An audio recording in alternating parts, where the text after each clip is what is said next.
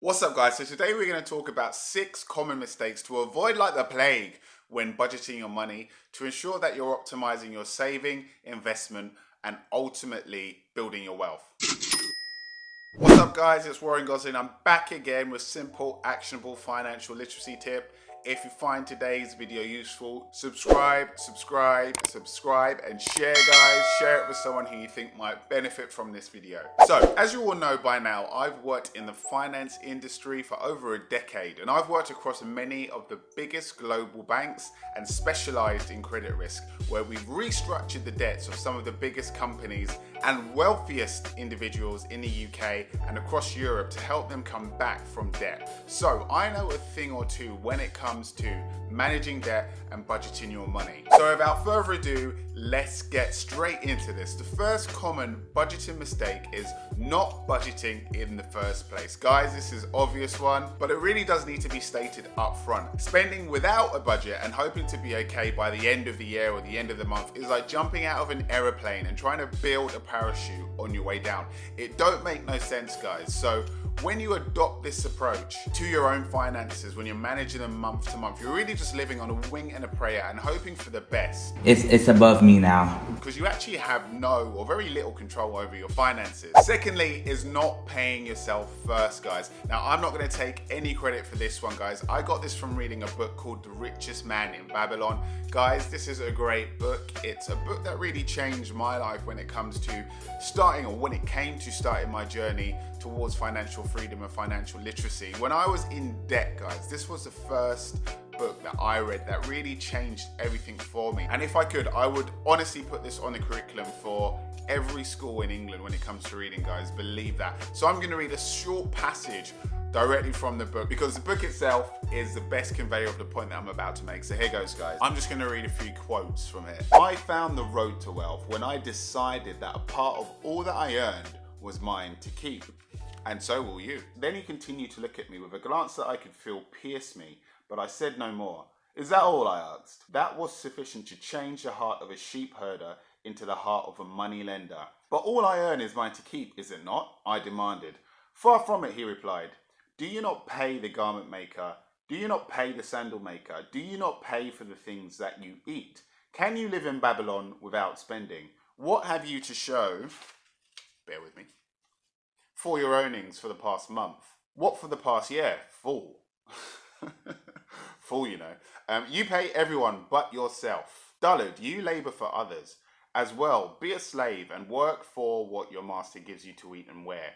If you did keep for yourself 1/10 of all you earn, how much would you have in 10 years?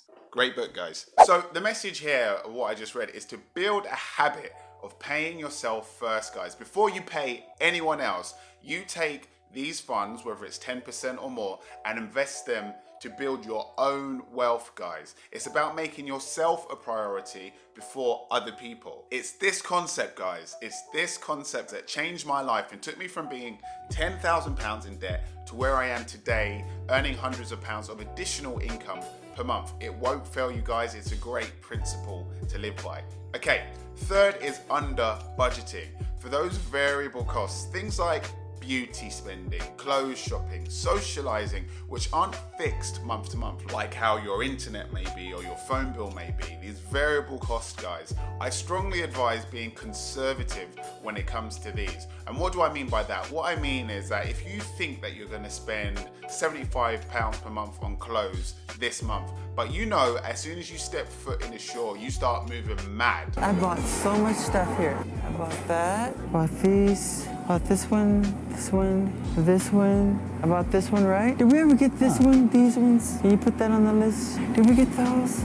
It's best you budget £125 maybe, rather than £75, because you know you're going to overspend each month. So make sure you avoid under budgeting to ensure that you don't end up overspending by the end of the month, guys. Next is not including a monthly treat for yourself, guys. Now, I'm very passionate about this, but budgeting should not be a solemn, depressing activity that you carry out during the month through gritted teeth, guys. Whatever you love, make a provision for it in each month, whether it's £10 or £100. Make a provision for something that you love, because it's very important psychologically to reward yourself when budgeting your money as you go along the process from month to month, guys. If there's no reward incorporated into it and it's something that you struggle to do anyway, trust me guys, the wheels will end up falling off and you'll stop doing it eventually, guys. That's just how our mind works. Me personally, I love going for beers with the guys, I love going to the gym, and I love holidays, guys. So you'll see me putting money aside for these each month and doing it every month without fail.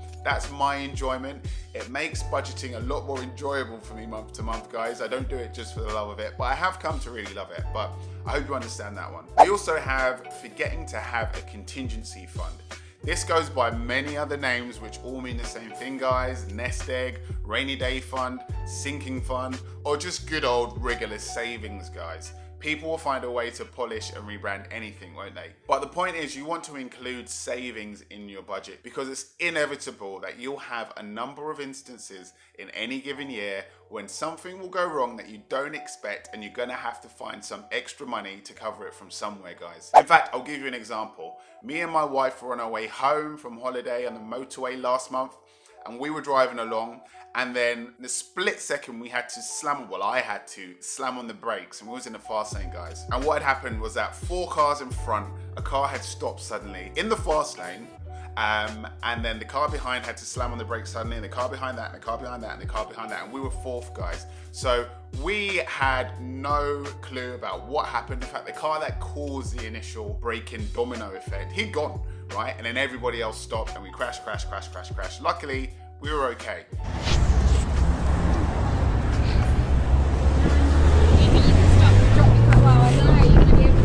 But the front got quite a dent in it, and then there was a car behind us that came into the back of us. So accident, but the car had been damaged. And now we got to make a claim on our insurance. Insurance excess is £450, guys. I don't know why I chose £450. I thought I was being clever at the time because it brings down the monthly premium. However, £450 that we now have to find, guys. Luckily, we have savings to cover this, but this is a prime example of what happens out of the blue when you're not expecting it, guys. So have some savings, have a contingency fund, have a nest egg, have a sinking fund, whatever you want to call it, have it, guys. And then lastly, guys, is straight up lying to yourself. Now, what do I mean by this? Don't do it, guys. This is a key budgeting for beginners tip, guys. Now, hands up who's ever known what they actually spend on items per month, but inputted a slightly lower figure for some reason, okay? Why do we do this, guys? Why do we do this? Now, I behave myself nowadays, but I've got a confession to make. I was the worst when it came to doing this early on in my budgeting journey. But yeah, guys, if you're trifling like me and you do this, for whatever reason, you don't have to explain it to me now. I don't have to explain it to you. We just do it right from time to time. Time to stop, guys. It's 2020, people. We've had a hard year. We lost Black Panther. We lost Kobe. A virus done took over the world. It's time to stop massaging your budgeting figures, guys. We've been through enough, right? So stop doing it, guys. Put in the real figures. I don't know what it is. It's a weird one, guys, but be truthful with those figures. Those are my key budgeting mistakes to avoid for today, guys. I hope you found it useful. If you found today's video useful, don't forget to subscribe. You guys have a good week, and I'll see you next week. Take care, guys.